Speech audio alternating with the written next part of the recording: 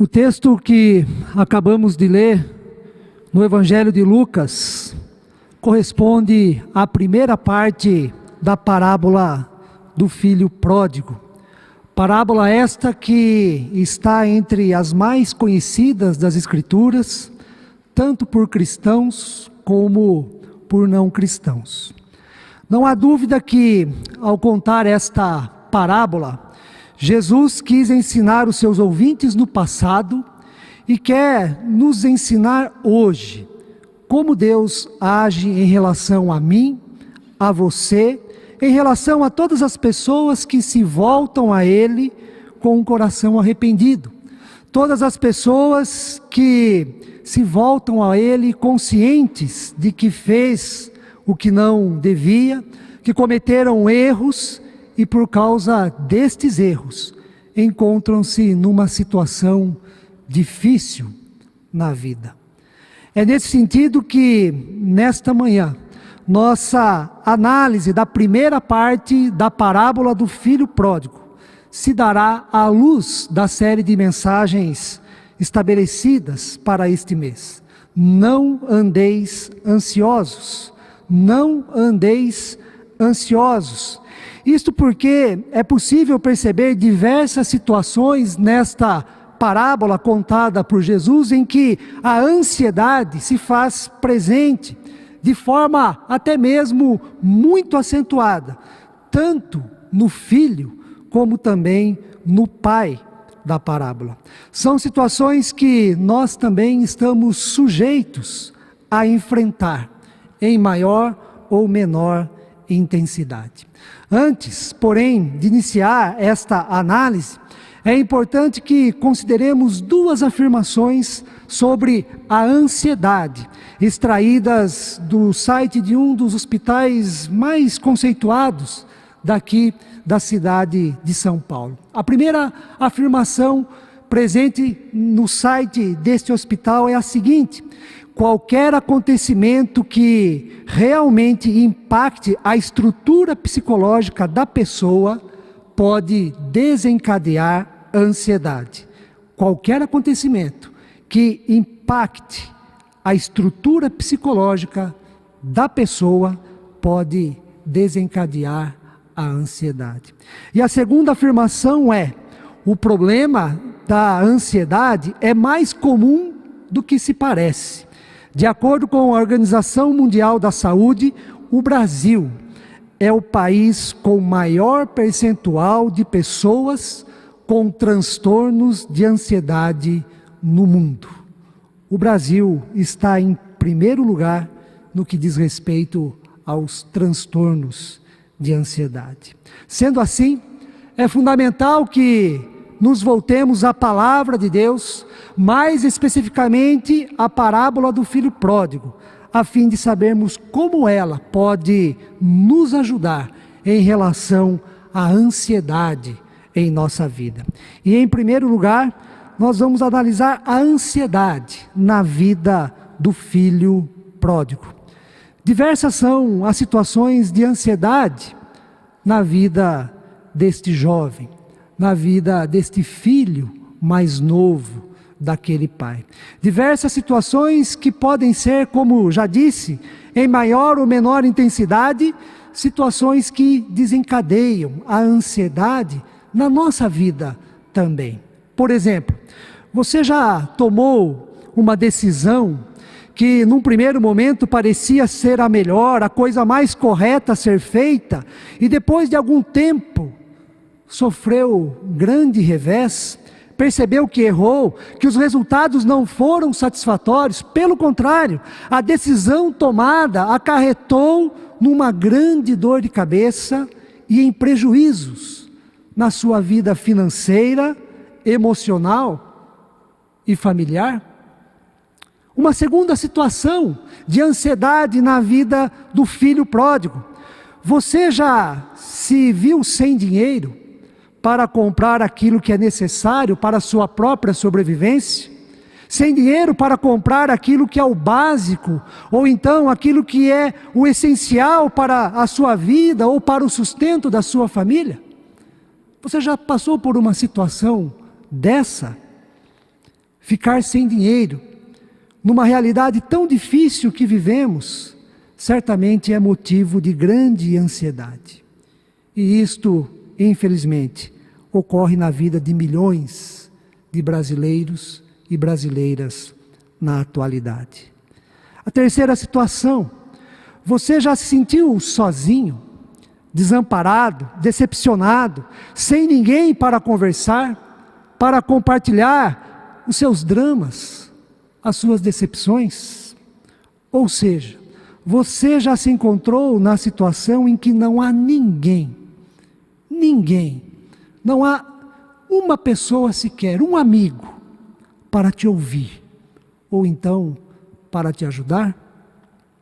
A quarta e última situação: diz o texto que o filho pródigo chegou numa condição tão humilhante e degradante que ele foi cuidar de porcos, animal considerado imundo para os judeus daquela época. No entanto, foi o único emprego que ele conseguiu. E neste emprego, ele viu que até os porcos tinham o que comer, e ele não. Diz o versículo de número 16, o filho pródigo desejava fartar-se das alfarrobas que os porcos comiam, mas ninguém lhe dava nada. Uma situação assim, de tamanha humilhação, causa ansiedade na vida de qualquer pessoa. Penso que todas estas situações destacadas são motivos para transtornos de ansiedade em nossa vida também. São acontecimentos que impactam a estrutura psicológica de qualquer pessoa, como o site citado deste hospital. Mas a parábola do filho pródigo não termina assim, e é aqui que eu gostaria de chamar a atenção dos irmãos e irmãs presentes aqui no culto de hoje, e também os que estão acompanhando pela internet. Diz o texto que o filho pródigo, caindo em si, constatou: quantos trabalhadores de meu pai não têm pão com fartura, e eu aqui morro de fome? Levantar-me-ei e irei ter com meu pai, e lhe direi: Pai, pequei contra o céu e diante de ti, já não sou digno de ser chamado teu filho, trata-me como um dos seus trabalhadores, dos teus trabalhadores. A parábola contada por Jesus nos ensina que o filho pródigo, no auge do seu desespero, da sua humilhação, da sua pobreza enquanto ser humano, ou seja, no auge da sua ansiedade, em busca de livramento, lembrou-se da casa do Pai. E esta expressão, caindo em si, do filho pródigo, nos ensina dois pressupostos muito importantes no contexto da ansiedade. Primeiro pressuposto: por mais difícil que esteja a sua situação, há a quem recorrer. Por mais difícil que esteja a sua situação, por pior que você esteja, você não está sozinho. Seja por qual motivo for, tomada no passado ou no presente, pode faltar dinheiro, alimento, amigos, a sua situação pode ser extremamente complicada, mas na verdade há uma saída: a casa do Pai. Antes, porém, de tratarmos da casa do Pai, é importante considerarmos também uma outra situação de ansiedade na parábola do filho pródigo contada por Jesus. É a ansiedade do pai. Além da ansiedade que o filho viveu, temos aqui também a ansiedade do pai. O pai do filho pródigo também tem as suas razões, tem os seus motivos para o possível transtorno de ansiedade. Qual pai não seria tomado pela ansiedade pelo fato do seu filho ou sua filha sair de casa, ir morar numa terra distante e não receber notícias? Qual mãe que ama e quer o bem dos seus filhos não ficaria ansiosa pelo fato de não saber onde o filho ou a filha está, com quem ele ou ela está e como se encontra o filho ou a filha? Quem numa situação dessa não seria tomado pela ansiedade? Qualquer pai ou mãe responsável não dormiria de forma tranquila, não deixaria de ser acometido pela ansiedade numa situação assim em relação ao seu filho ou à sua filha. E para falar a verdade, por muito menos, ficamos ansiosos em relação aos filhos e filhas. No texto lido, o pai se encontra ansioso pelo fato de não saber nada a respeito do seu filho mais novo que saiu de casa. A sua ansiedade é revelada porque a parábola contada dá a entender que ele, o pai, todos os dias olhava no horizonte, olhava ao longe, a fim de constatar algum sinal da volta do seu filho. No fundo, em seu coração, o pai conhecia muito bem o seu filho, sabia que dificilmente o filho se daria bem na vida, sabia que a decisão tomada por ele não foi a melhor, sabia que o filho era inconsequente, era imaturo para assumir certas responsabilidades na vida. E isso o deixava preocupado, e isso o deixava ansioso. Mas ele era pai. Ele era pai, e para sua surpresa, determinado dia, diz o texto, vendo seu filho ainda longe, compadecido, este pai sai correndo ao encontro do filho. É o fim da sua ansiedade. Ao ver o filho ainda longe, o pai corre em sua direção. E ao aproximar-se do filho, ele, antes de qualquer coisa, abraça, beija, pede para que sejam trazidas roupas limpas, pede para que seja colocado um anel no seu dedo, restituindo assim o direito de filho daquele pai, e pede também para que tragam sandálias, a fim de serem colocadas nos pés do seu filho.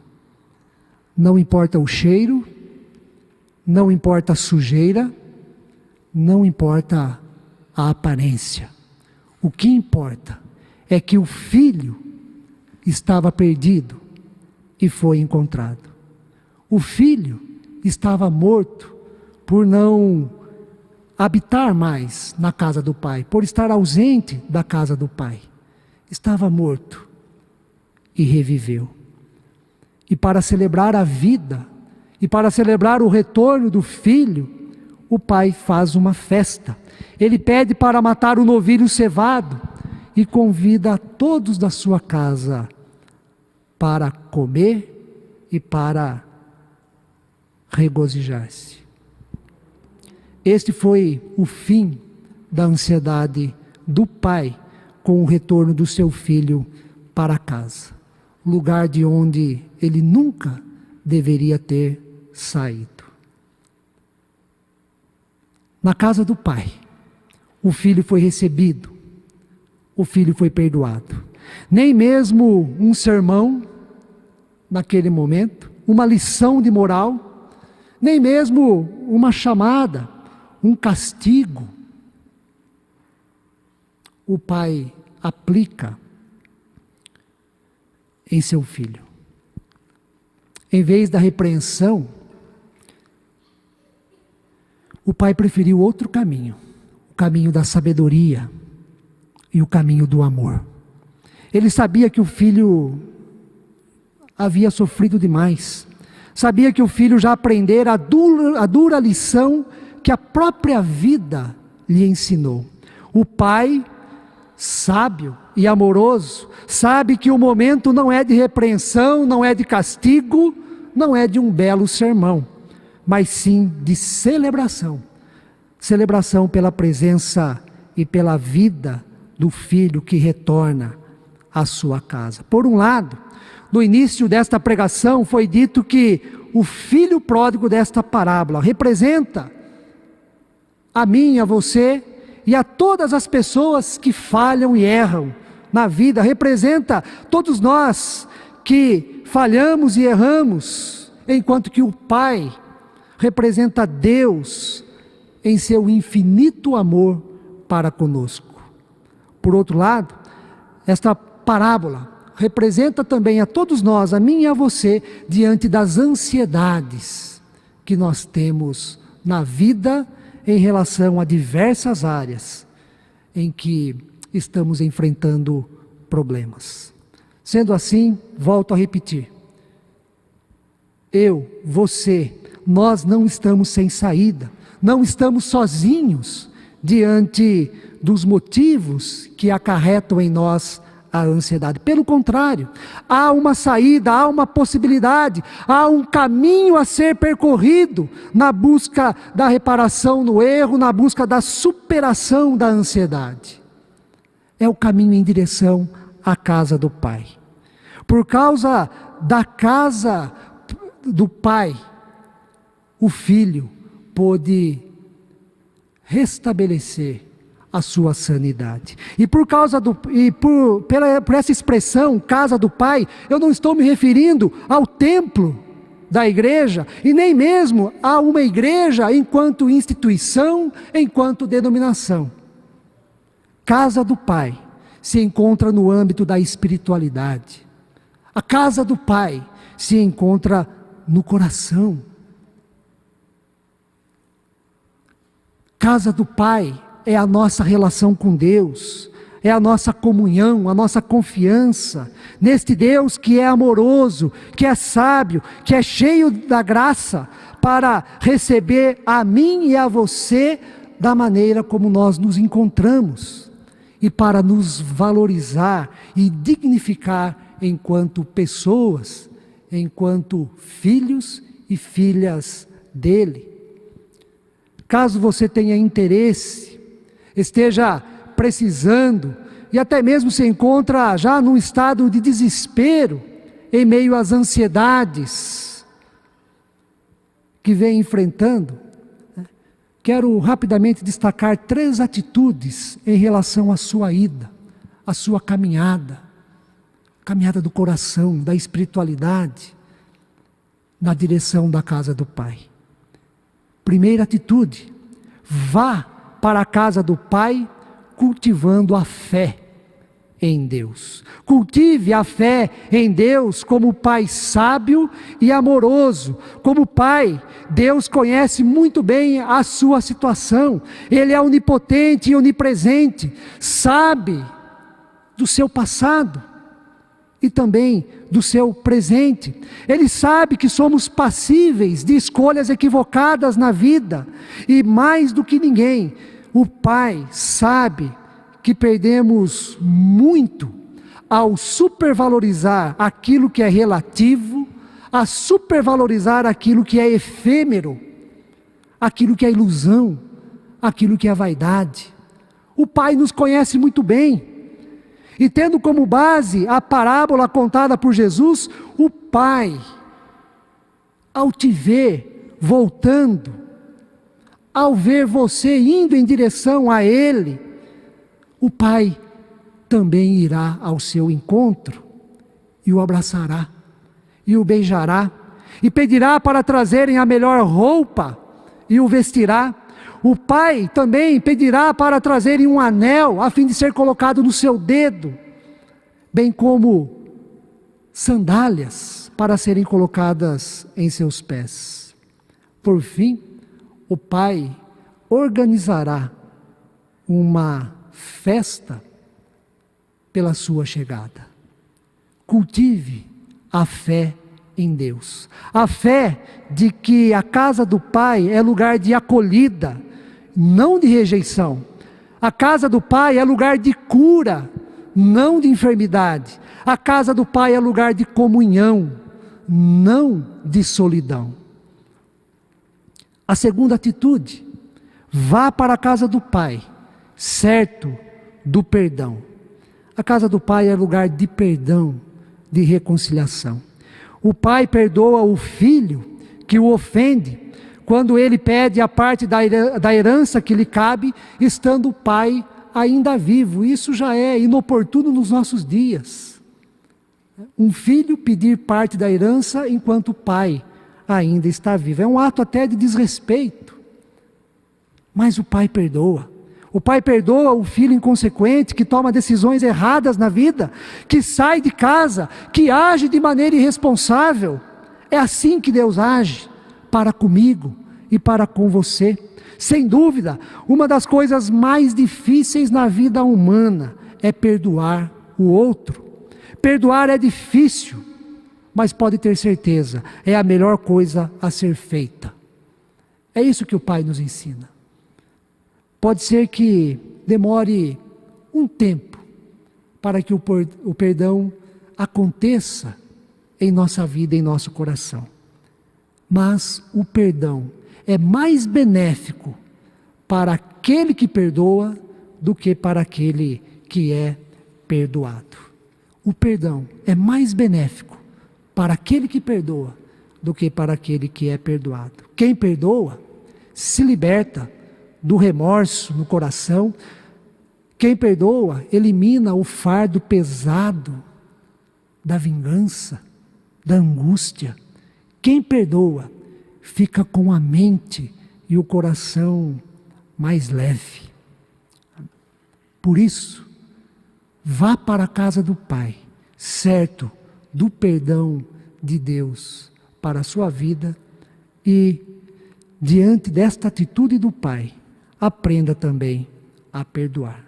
É o melhor a ser feito. E a terceira atitude: vá para a casa do Pai, certo da gratidão. Vá para a casa do Pai certo, com a certeza da gratidão na sua vida, no seu coração, em meio à ansiedade. No primeiro momento, o filho pode até ter ficado surpreso com a atitude do pai. No entanto, depois que a surpresa passou, a euforia, depois que a festa acabou, depois que a poeira abaixou, no silêncio do seu quarto, certamente o filho ficou agradecido pelo modo como o pai o recebera. Por sua vez, o pai também ficou agradecido. Teve o sentimento da gratidão em seu coração, porque o seu filho, estava perdido, mas agora ele está em casa, na sua companhia. Não foi fácil. Não foi fácil para o filho que saiu de casa, não foi fácil para o pai que aguardava o filho, mas agora a gratidão no coração, tanto do pai como do filho. A casa do pai é lugar de gratidão, é lugar de agradecer. Na casa do pai, tenha certeza, você encontrará motivos na sua vida para agradecer. E olha que interessante e também muito importante. Na parábola nós aprendemos que os motivos da gratidão em nosso coração, em nossa vida, são dados pelo próprio Pai, pelo próprio Deus. Não somos nós que criaremos ou conquistaremos qualquer motivo para sermos gratos, mas Deus, o Pai, é quem nos dará motivos para a gratidão em nossa vida. A gratidão é resultado da ação de Deus, a ação do Pai em nossa vida. É Ele que nos dá os motivos para sermos gratos. Na atualidade, diversas pesquisas têm apontado a importância da gratidão em nossa vida.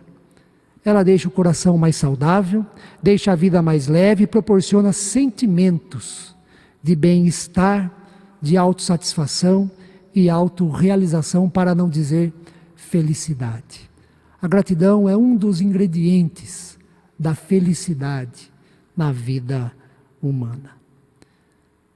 A gratidão em nosso coração é um dos sinais de que a ansiedade está sendo superada. A gratidão é um dos sinais em nosso coração de que a ansiedade está sendo dissipada, está sendo vencida. Quanto mais gratidão há no coração de uma pessoa, menos ansiedade ela sofrerá. Vá para a casa do Pai tendo a certeza desta atitude. A casa do Pai é lugar de gratidão na vida e no coração. Para concluir, em meio às ansiedades da vida, ouça a parábola do filho pródigo e volte para a casa do Pai. Este é o convite que nós fazemos nesta manhã para você.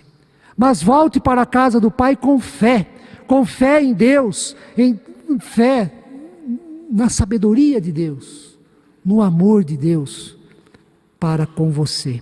Volte para a casa do Pai certo do perdão que Deus concederá a você.